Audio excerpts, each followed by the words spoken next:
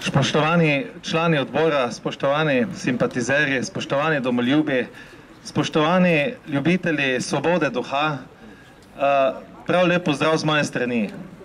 Jaz bom nekako začel v drugem delu, če sem pred mesecem dni tukaj govoril o Pilatu, govoril sem o zgodovini, bom s to zgodovino nadaljeval, zato ker je pomembna. Pomembna je zaradi svojih načel, ki so tlakovala pot ustavnim demokracijam širom po svetu, zaradi česa danes imajo ljudje svobodo, predvsem svobodo v umetnosti, svobodo duha, svobodo v ustvarjalnosti, politično svobodo, predvsem pa tudi svobodo v človekovih pravicah in temeljnih svoboščinah. Pred dnevi vas je nekdo, ki se ima za velikega intelektualca, gospod Petrovac, imenoval, da ste vi drhal. Rad bi vas opozoril,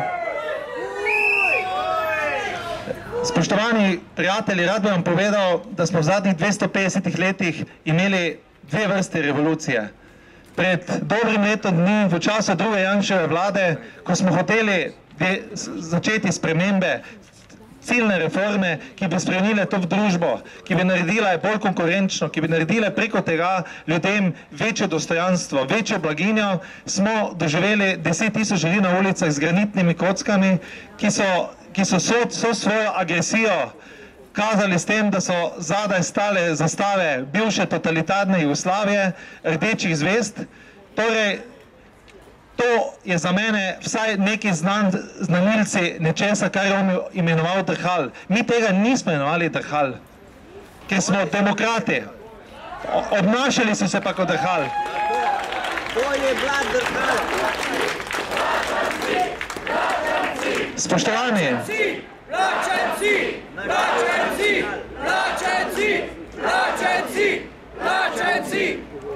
spoštovani, prej sem rekel, da smo imeli dve vrste revolucije. 1789 imamo francosko meščansko revolucijo, revolucijo meščanstva, ki odpravlja feudalizem, pripeljava v kapitalizem, v tržno gospodarstvo. Pomemben vidik te francoske revolucije je tudi deklaracija o pravicah državljana. In to je bilo napisano čez 4 dni, 5 dni, bo točno 225 let od teh deklaracij. Ta deklaracija je osnova vseh ustavnih demokracij, tlakovala je pot v treh načelih, ki jih je tudi napisal France Prešeren v našo zdravljico. Liberté, égalité, fraternité ou la mort. Torej, svoboda, bratstvo, enakost ali smrt. Torej, smrt v svobodo duha. Ko zatreš svobodo duha, si lahko tudi mrtev. Si bistveno mrtev, si intelektualno mrtev. In danes, spoštovani prijatelji, bi vam, predvsem ne zaradi vas, ker vidim, da vi to razumete, bi vam rad načela te deklaracije, predvsem za to zgradbo ali pa za ljudi, ki delajo te zgradbe, nekaj teh načel, nekaj teh členov, teh načel prečita tukaj pred vami. Prvi člen, deklaracija je 26. augusta 1789 leta, deklaracija o pravicah človeka in državljana. Prvi člen, ljudje se rodijo in živijo svobodni ter enaki v pravicah, družbene razlike smejo temeljiti samo na splošnem interesu. Drugi člen, cilj vsakega političnega združevanja je ohranitev naravnih in nezastrdljivih človekovih pravic. Te pravice so svoboda, lastnina, varnost in upor proti zatiranju. Tretji člen, načelo vse suverenosti izvira predvsem iz naroda. Nobeno telo, noben posameznik ne more izvrševati oblasti, ki ne izhaja neposredno iz naroda. Četrti člen, svoboda je v tem, da lahko stori vse, kar ne škodi drugemu. Izvrševanje naravnih pravic vsakega človeka tedaj nima drugih omejitev kot onih, ki zagotavljajo drugim članom družbe, da uživajo enake pravice. Te meje sme določiti samo zakon. Zanimivo, 7. člen. Nikogar ni mogoče obtožiti, pripeti ali zapreti, razen v primerih in v postopkih, ki jih določa zakon. Vse, ki spodbujajo, pospešujejo, izvršujejo ali omogočajo izvrševanje samovoljnih ukazov, je treba kaznovati. 8. člen. Zakon sme predpisovati samo strogo in očitno nujne kazni, kaznovati pa je mogoče samo na podlagi zakona, ki je bil sprejet ali privržen pred kaznivim dejanjem ter zakonito uporabljen. 9. člen. Vsakdo velja za nedolžnega, dokler se ne ugotovi njegova krivda. Če je nujno, da ga priperejo, je treba vsako strogost, ki ne bi bila potrebna za zagotovitev njegove navzočnosti, strogo preprečiti z zakonom.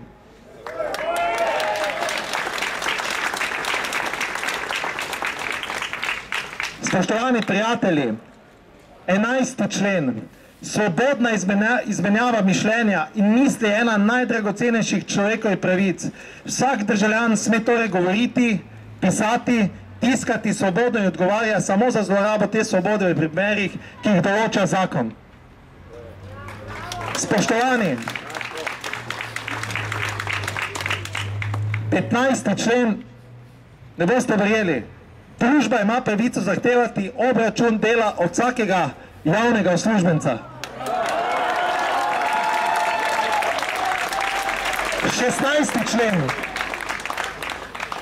16. člen.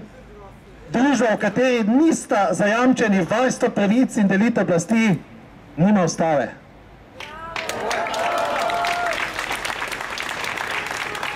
Spoštovani, to je bila revolucija meščanstva. Dokler smo mi živeli od duha te revolucije meščanstva do leta 1941, je ta narod še takrat v neki drugi državi ali pa še je njihov standard bil približno 80% razvoja Avstrije, na ravni Avstrije. Ko smo sprejeli načela tako zvane bolševistične revolucije, to pa je bila revolucija lumpenproletariata, drhali, revolucija, ki je odnesla vso meščanstvo, revolucija, ki je uničila vso kmetijstvo, revolucija, ki je uničila vso obrtništvo, revolucija, ki je uničila vse velike tovarnare, vse tisto, kar je ta narod nekaj 100 letih prikočeval, vse tisto, kar je bilo zgrajeno po naravnih zakonih, po tistemu, da najboljši lahko prevzemajo najvišje položaje. Vse to je bilo uničeno pa z drugo revolucijo, ki se imenovala bolševistična revolucija. Ta nas je zaprla je meje, streljala na ljudi, ki so odhajali iz te države. In zaradi te revolucije se je več kot 500 milijona naših vojakov izselilo iz te države. In ta načela te revolucije in po teh načelih in v tem duhu je bila tudi sodba gospoda Janeza Janše in Toneta Krkoviča.